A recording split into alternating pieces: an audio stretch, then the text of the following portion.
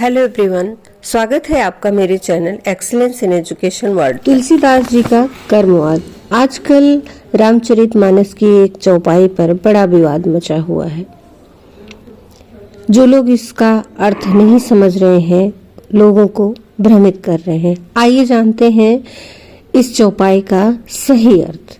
रामचरितमानस की रचना उस वक्त हुई थी जब देश में गैर मुल्कों के शासक सत्ता में थे। उस दौर में सनातन संस्कृति के उपासकों में भी एक मत नहीं था।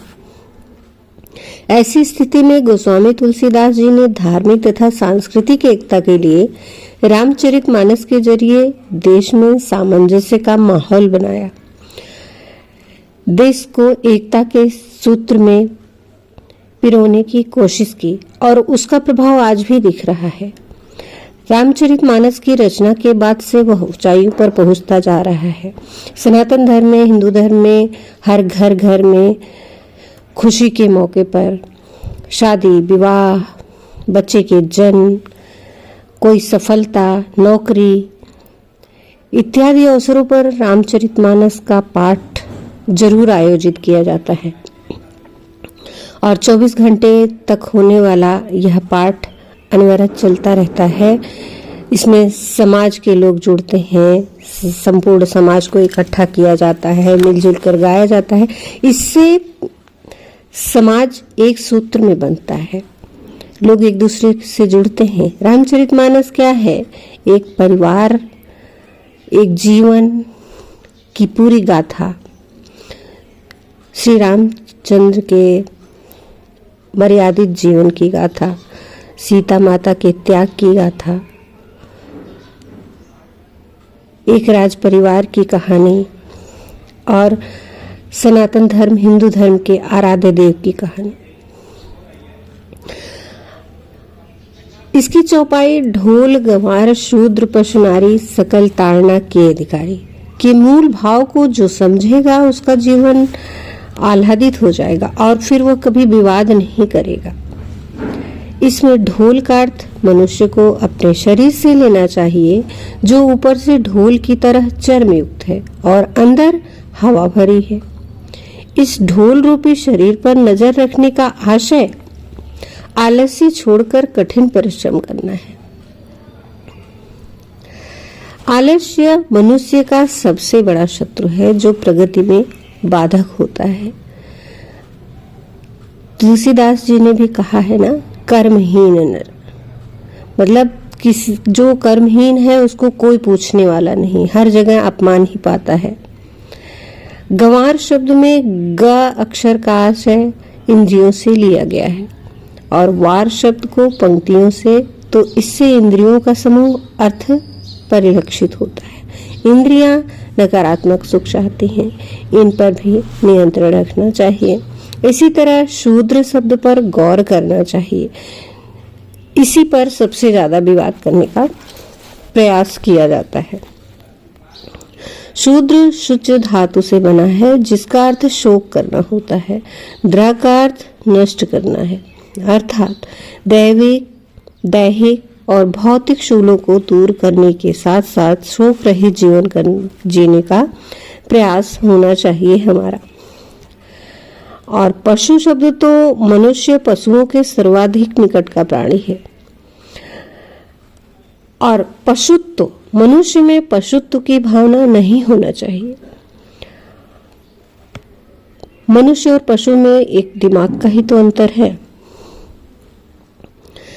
तो पशुत्व की भावना को दूर करना चाहिए, उसको ताड़ना चाहिए। इसी तरह ढोल को भी ताड़ना चाहिए, गंवार को भी ताड़कर उसे सही बनाना चाहिए, उसे शिक्षित बनाना चाहिए। ताड़ना शब्द का अर्थ हुआ सिखाना। कहा भी गया है कि साहित्य, संगीत, कला से विहीन मनुष्य पशु के समान है। इसी तरह नारी शब्द का आशय शरीर की नस नाड़ियों से समझना चाहिए। ब्रह्म मुहूर्त में जागने का आशय ही आलस्य को दूर करना है। नारी शब्द का अर्थ यहाँ स्त्री से नहीं है, वरना भगवान श्री रामचंद्र सबरी के वे जूठे बेर क्यों खाते? वह तो जाते से छोटी थी। अहिल्या का उद्धार क्यों करते? माँ कैकेयी कौशल्या का इतना आदर क्यों करते?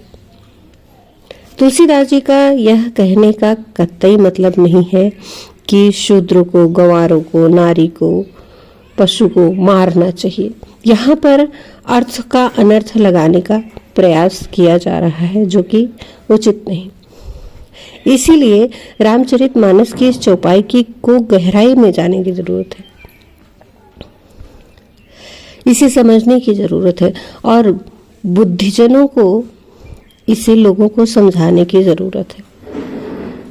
और सबसे बड़ी जिम्मेदारी जो मंच से कथा कहने वाले हैं, हमारे साधु सन्यासी हैं, उनकी भी बनती है और विद्वज्जनों की भी बनती है। पाठ्यक्रमों में भी रामचरितमानस के कुछ भाग रखे गए हैं। शिक्षकों की भी यह जिम्मेदारी पूरी तरह बनती है कि इसका अर्थ समझाया जाए। हमारे रस, छंद, अलंकार, इन सब में भी अर्थों को बहुत गहराई से समझाया जाता है। शिव की जटा से निकली गंगा और तुलसीदास के मानस से निकली रामचरितमानस रूपी गंगा को समुद्र मानकर जीवन जीने पर हर प्रकार के नकारात्मक रावण के वध के लिए सेतु बनता जाएगा। इसीलिए कभी भी धर्म ग्रंथों में दिए गए वाक्यों को सीधा सीधा समझने की बजाय उसके गूढ़ अर्थ को, गूढ़ मतलब को हमारे संतों, दार्शनिकों, महात्माओं, पूर्वजों द्वारा दिए गए संदेशों को समझने की आवश्यकता है, न कि उसको लोगों को दिग्भ्रमित करने की आवश्यकता है। इसलिए यह जिम्मेदारी शिक्षकों की, समाज की, विद्वानों की, संतों की, महापुरुषों की बनती है। अगर आपने एक्सीलेंस इन एजुकेशन को सब्सक्राइब नहीं किया है तो प्लीज़ सब्सक्राइब कर लें और साथ ही बेल आइकन प्रेस कर दें, जिससे आने वाले वीडियो की नोटिफिकेशन मिलती रहे। और वीडियो को अंत तक ज़रूर देखें और अपने बहुमूल्य सुझाव कमेंट बॉक्स में भी दें। बेल को ऑल पर ज़रूर करें। वीडियो को लाइक करें, ज़्यादा से ज़्यादा शेयर करें और अपने बहुमूल्य सुझाव कमेंट बॉक्स में अवश्य दें। धन्यवाद। नमस्कार।